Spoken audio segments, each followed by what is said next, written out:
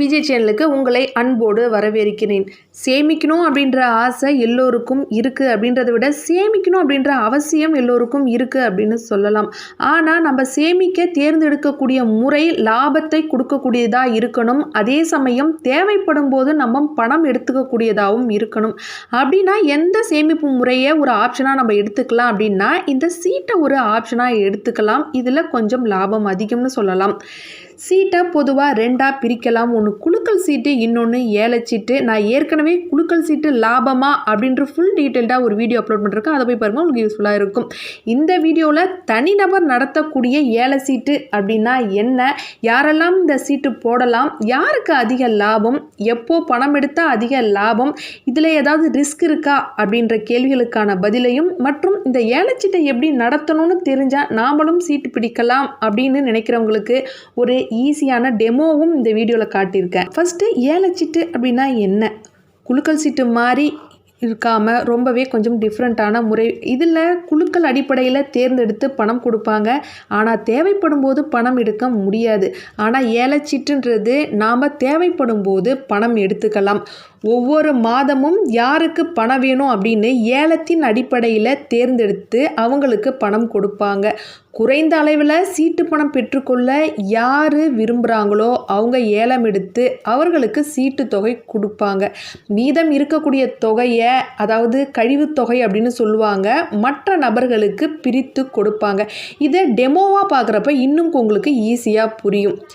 யார் யாரெல்லாம் இந்த சீட்டு போடலாம் அப்படின்னா, ஏதாவது ஒரு செலவு வருது, இல்லை நம்ம தேவைகளை பூர்த்தி செய்யணும் அப்படின்றவங்க இது ஒரு ஆப்ஷனாக எடுத்துக்கலாம். எடுத்துக்காட்டால் திருமண செலவு இருக்குது, இல்லை ஒரு படிப்பு செலவு, இல்லை நம்ம ஒரு தொழிலுக்கே ஒரு இன்வெஸ்ட் பண்ணணும், இல்லை வீட்டுக்கு ஒரு பொருள் வாங்கணும், இல்லை ஏதாவது கடன் வாங்கியிருந்தோன்னா அதையும் அடைக்கணும் அப்படின்னா இந்த சீட்டு நம்ம ஆப்ஷனாக எடுத்துக்கலாம். வீட்டுக்கு பொருள் வாங்கணும் அப்படின்னா நம்ம லாஸ்ட் சீட்டாக எடுத்தோம் அப்படின்னா அது லாபமாக இருக்கும். இதுவே நம்ம கடனை அடைக்கணும் அப்படின்னா ஃபஸ்ட்டு சீட்டையோ இல்லை ரெண்டாவது சீட்டையோ நம்ம எடுத்துடலாம். நமக்கு வட்டி கொஞ்சம் மிச்சமாகும். இந்த சீட்டு யாருக்கெல்லாம் லாபம் அப்படின்னு பார்த்தோன்னா, சீட்டு போடுறவங்களை விட சீட்டு பிடிப்பவருக்கு தான் அதிக லாபம் அப்படின்னு சொல்லலாம். ஏன்னா ஒரு சில இடத்துல முதல் சீட்டையோ அல்லது இரண்டாவது சீட்டையோ சீட்டு பிடிக்கிறவங்க எடுத்துப்பாங்க.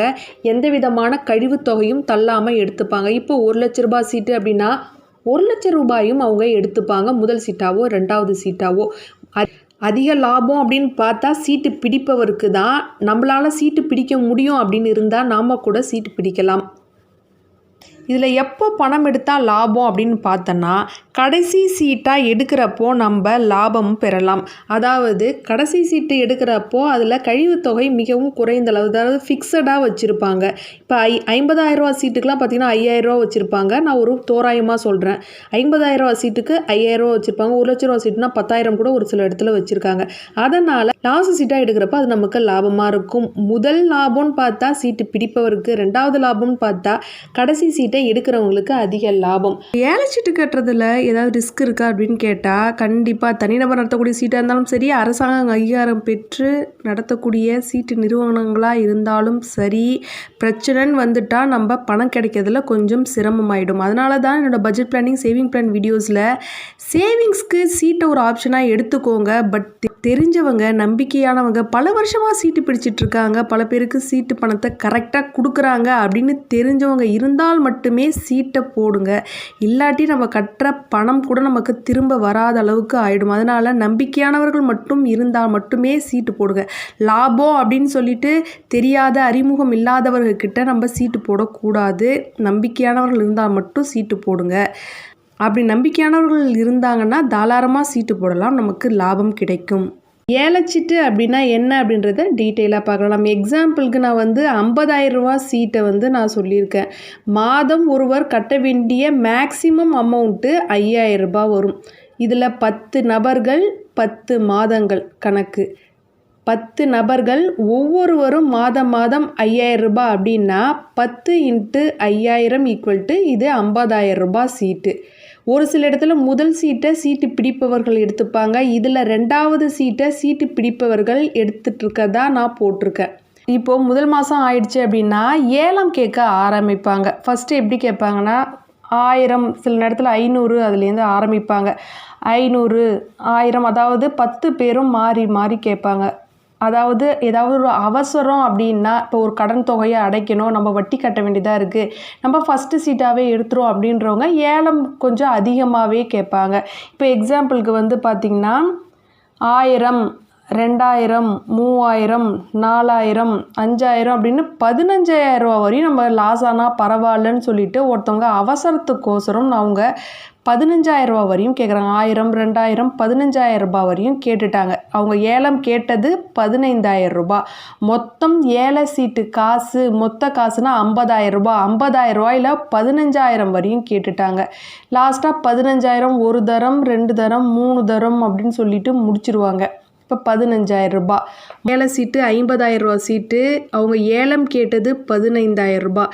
இதை மைனஸ் பண்ணோம் கழித்தோம் அப்படின்னா 35,000 ரூபாய். அப்போது சீட்டு எடுத்தவருக்கு குறைந்த அமௌண்ட்டை நான் எடுத்துக்கிறேன் அப்படின்னு அவராக முன் வந்து 15,000 ரூபாய் வரையும் கேட்டு அவர் கையில் கொடுக்கக்கூடிய அமௌண்ட்டு 35,000 ரூபாய் ஏலம் எடுப்பவருக்கு சீட்டு எடுத்தவருக்கு போயிடும். மொத்தம் 50,000 ரூபாயில் 35,000 ரூபாயை ஏலம் கேட்டவர் எடுத்துக்கிட்டாரு. மிச்சம் இருக்கக்கூடிய 15,000 ரூபாயில் 10 பேருக்கு பிரித்து கொடுப்பாங்க. அதை 15,000 ரூபாய் வகுத்தல் 10, அப்போ வகுத்தனா 1,500 ரூபாய். ஒவ்வொரு மாதமும் நம்ம சீட்டு கட்ட வேண்டியது 5,000 ரூபாய். இப்போ நமக்கு லாபம் அப்படின்னு பார்த்தோன்னா 1,500 ரூபாய். நம்ம கட்ட வேண்டியது 5,000, நமக்கு லாபம் 1,500 அப்படின்றதுனால 5,000 ரூபாயில் 1,500 ரூபா அவங்க கழிச்சிக்கிட்டு மிச்சம் நம்ம 3,500 ரூபா கட்டினா போதும். அப்போ முதல் மாதம் நமக்கு லாபம் அப்படின்னு பார்த்தா 1,500 ரூபாய். இப்போ 2வது மாதம் 2வது சீட்டு. இப்போ 2வது சீட்டான முழு தொகை 50,000 ஏலம் பிடிப்பவரே எடுத்துப்பாங்க. அதனால் நமக்கு எந்த கசுரும் வராமல் முழு தொகையான 5,000 ரூபாயை நம்ம கட்டுற மாதிரி இருக்கும் 2வது மாதம் மட்டும். 2வது மாதம் சீட்டு பிடிப்பவர் 50,000 ரூபாயை முழுசாக வாங்கிட்டாங்க. இப்போ 2வது சீட்டு முடிஞ்சிடுச்சு. இப்போது 3வது மாதம் 3வது சீட்டு ஒருத்தவருக்கு ரொம்ப அவசர தேவை அப்படின்னு சொல்லிட்டு அவர் 1000 ஆரம்பித்த ஏலம் 16,000 ரூபாயில் முடியுது. அப்போ சீட்டு எடுத்தவர் 16,000 ரூபாய் தள்ளி மொத்த சீட்டு பணமான 50,000 ரூபாயில் 16,000 ரூபாய் அவர் ஏலம் கேட்டு இதை சப்ராக்ட் மைனஸ் பண்ணோன்னா 34,000 ரூபாயை சீட்டு எடுப்பவருக்கு கிடைச்சிடுது. 50,000 ரூபாயில் 34,000 ரூபாய் சீட்டு எடுப்பவருக்கு போயிடுச்சு. மிச்சம் இருக்கக்கூடிய 16,000 ரூபாயை 10 பேருக்கு பிரித்து கொடுக்குறாங்க. 16,000 ரூபாய் வகுத்தல் 10, அப்போ வகுத்தன்னா 1,600 ரூபாய் அப்போது ஒவ்வொருவருக்கும் கிடைக்கும்.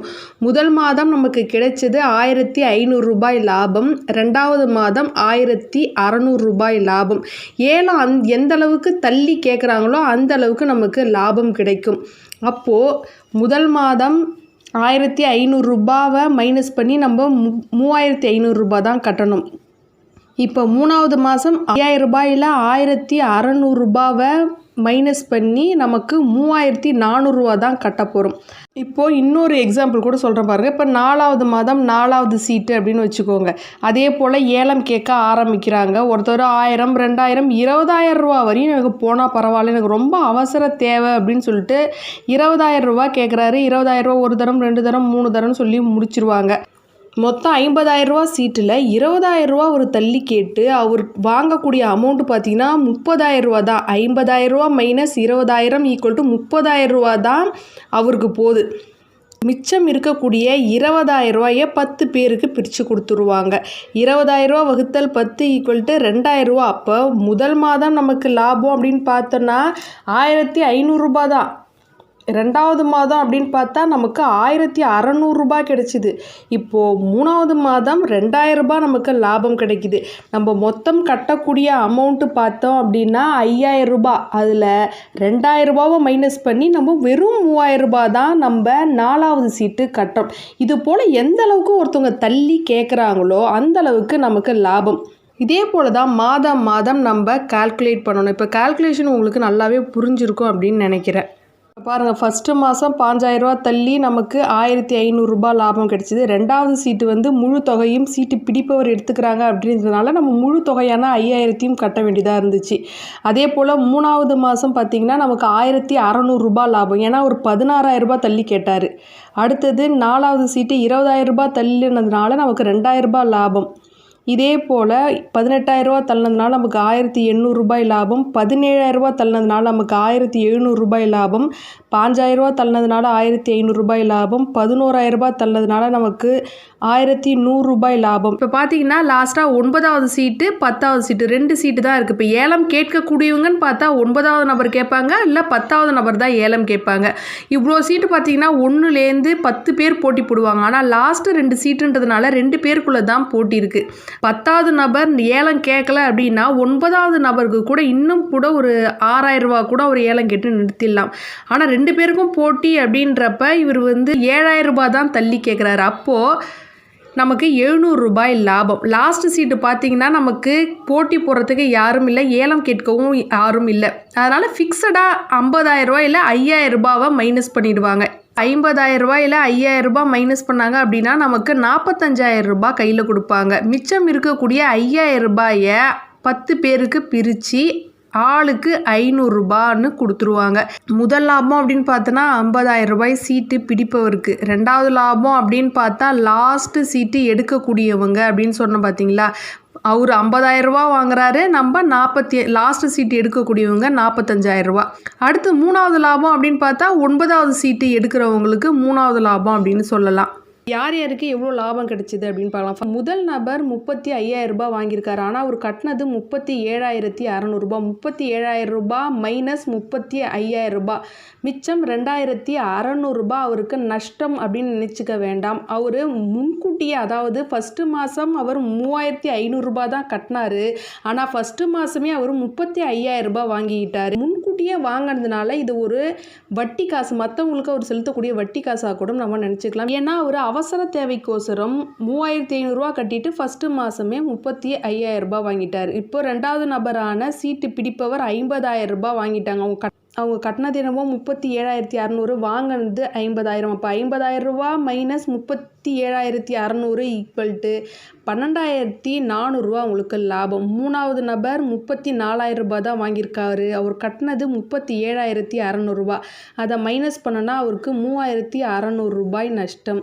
நாலாவது நபர் 30000 வாங்கியிருக்காரு. ஆனால் அவர் கட்டினது பார்த்தீங்கன்னா 37600. அப்போ அவருக்கு நஷ்டம் 7600. அதான் அவசர தேவைக்கோசரம் இது மாதிரி அதிகமாக தள்ளி எடுக்கிறவங்களுக்கு நஷ்டமாகும். அதனால் ஒருத்தர் விட்டு கொடுத்து கூட சில இடத்துல சீட்டு எடுத்துப்பாங்க. நான் இந்த சீட்டு ஏலம் கேட்கல, எனக்கோசரம் நீ கேட்காதன்னு கூட சில இடத்துல விட்டு கொஞ்சம் கம்மியான அமௌண்ட்டுக்கு அவங்க ஏலம் கேட்டு கொஞ்சம் அதிகப்படியான அமௌண்ட்டு கூட வாங்கிப்பாங்க. இப்போ பார்த்தீங்கன்னா 5வது நபர் 32000 வாங்கியிருக்காரு. 37600 அவர் கட்டியிருக்காரு. அப்போ அவருக்கு 5600 நஷ்டம். அடுத்தது 6வது நபர் 37600 கட்டியிருக்காரு. அவர் வாங்கினது என்னவோ 33000 தான் வாங்கியிருக்காரு. அவருக்கு நஷ்டம்னு பார்த்தீங்கன்னா 4600. அடுத்தது 7வது நபர் பார்த்தீங்கன்னா 35000 தான் வாங்கியிருக்காரு. அவர் கட்டினது 37600. இது ரெண்டுத்தையும் மைனஸ் பண்ணோன்னா அவர் 2600 அவருக்கு நஷ்டம். அடுத்தது 8வது நபர் பார்த்தீங்கன்னா 39000 வாங்கியிருக்காரு. அவர் கட்டினது 37600 தான். இது ரெண்டுத்தையும் மைனஸ் பண்ணோம் அப்படின்னா அவருக்கு 1400 லாபம் வருது. அடுத்தது 9வது நபர் 37600 தான் கட்டியிருக்காரு. அவர் வாங்கினது என்னவோ 43000. அவருக்கு லாபம் 6600. அடுத்தது லாஸ்ட்டு 10வது நபர் லாஸ்ட்டு சீட்டாக பொறுமையாக வாங்கினதுனால அவருக்கு 45000 வாங்கினார். அவர் கட்டினது 37600. அவருக்கு லாபம்னு பார்த்தீங்கன்னா 7400. இது வந்து பார்த்திங்கன்னா ஒரு தோராயமாக நான் போட்டிருக்கேன். சீட்டு எடுப்பவர்களோட தேவையும் அவங்களோட கஷ்டத்தையும் பொறுத்தது. இது ஒவ்வொரு இடத்துலையும் ஒவ்வொரு மாதிரி சீட்டு போகும். சில இடத்துல அதிகமாக போகும், சில இடத்துல கம்மியாக போகும். இது ஒரு தோராயமான கணக்கு தான் உங்களுக்கு நான் போட்டிருக்கேன். சீட்டு கட்டுறதுன்னு பார்த்தீங்கன்னா நம்ம வட்டிக்கு விடுற மாதிரி நம்ம 37600 சீட்டு கட்டிட்டு நம்ம 45000 அவங்க கையில் வாங்குறோம். அதாவது 7400 நம்ம வட்டி காசு வாங்கின மாதிரி. அப்போ மாதம் இவ்வளோ ரூபா பொறுமையாக கொடுத்துட்டு நம்ம லாஸ்ட் மாதம் 45000 வாங்குகிறோம். இப்போது ஒரு 43000 வாங்குறாரு. கட்டினது 37600, வாங்குறது 43000. அப்போது அவர் 6,200 ரூபாய் வட்டி காசு வாங்கின மாதிரி. அதாவது சிம்பிளாக ஏலச்சீட்டுன்றது ஒரு வட்டிக்கு விட்டு காசு வாங்குற மாதிரி. இது மாதிரி லாபம் கிடைச்சவங்க பார்த்தீங்கன்னா வட்டிக்கு விட்டு காசு வாங்கின மாதிரி. இது மாதிரி 4,200 ரூபா கூட காசு கட்டினவங்களுக்கு இது வட்டி கட்டின மாதிரி. அதாவது அவசரத்துக்கு காசு எடுத்துக்கிட்டு நம்ம வட்டிக்கு காசு கொடுத்த மாதிரி. நம்ம சீட்டு கட்டினதில் லாபமா நஷ்டமா அப்படின்னு எப்படி கால்குலேட் பண்ணலாம் அப்படின்னு பார்த்தோன்னா, இப்போ 9வது சீட்டு பார்த்தீங்கன்னா அவர் 43,000 ரூபாய் வாங்கியிருக்காரு. இப்போது நம்ம 50,000 ரூபாய் சீட்டில் அவர் 43,000 ரூபாய் தான் வாங்கியிருக்காரு. இதை மைனஸ் பண்ணோம் அப்படின்னா 7,000 ரூபாய் அவருக்கு நஷ்டம் அப்படின்னு நம்ம எடுத்துக்கக்கூடாது. அவர் எவ்வளோ ரூபாய் கட்டினாங்க அப்படின்னு பார்க்கணும். மொத்தம் மாதம் அப்படின்னு சொல்லிட்டு நம்ம மொத்தம் 10 மாத முடிவில் 37,600 ரூபாய் தான் கட்டியிருக்கோம். 43,000 ரூபாய் கையில் வாங்கியிருக்கோம், 37,600 ரூபாய் கட்டியிருக்கோம். இது ரெண்டுத்தையும் மைனஸ் பண்ணோம் அப்படின்னா 6,600 ரூபாய் அப்படின்றது நமக்கு லாபம். இப்போ 3வது சீட்டை ஒரு எக்ஸாம்பிளாக சொல்லிட்டு பாருங்கள். 3வது சீட்டில் 34,000 ரூபாய் அவர் வாங்கியிருக்காரு. அப்போது அவர் எவ்வளோ ரூபாய் கட்டினாரோ அது கூட நம்ம மைனஸ் பண்ணணும். 37,600 ரூபாய் கட்டியிருக்காரு. அவர் வாங்கினது என்னமோ 34,000 ரூபாய். அப்போ அது ரெண்டுத்தையும் சப்ராக்ட் பண்ணால் 3,600 ரூபாய் அவருக்கு நஷ்டம். சீட்டு லாபம்னு சொன்னீங்க, ஆனால் கடைசியில் இவருக்கு இவ்வளோ நஷ்டம் இவருக்கு இவ்வளோ நஷ்டம் அப்படின்னு சொல்கிறீங்கன்னு நினைக்கக்கூடாது. இப்போ லாஸ்ட் சீட்டாக வாங்குறவங்களுக்கு தான் அதிகப்படியான லாபம். இப்போ முதல் சீட்டு வாங்குறவங்க இவருக்கு 2,600 ரூபாய் நஷ்டம் அப்படின்னு நம்ம நினச்சிக்கக்கூடாது. அவர் முன்கூட்டியே இது மாதிரி வாங்கிறதுனால இவர் பிறருக்கு செலுத்தக்கூடிய வட்டியாக அதை நம்ம கன்வெர்ட் பண்ணிக்கணும்.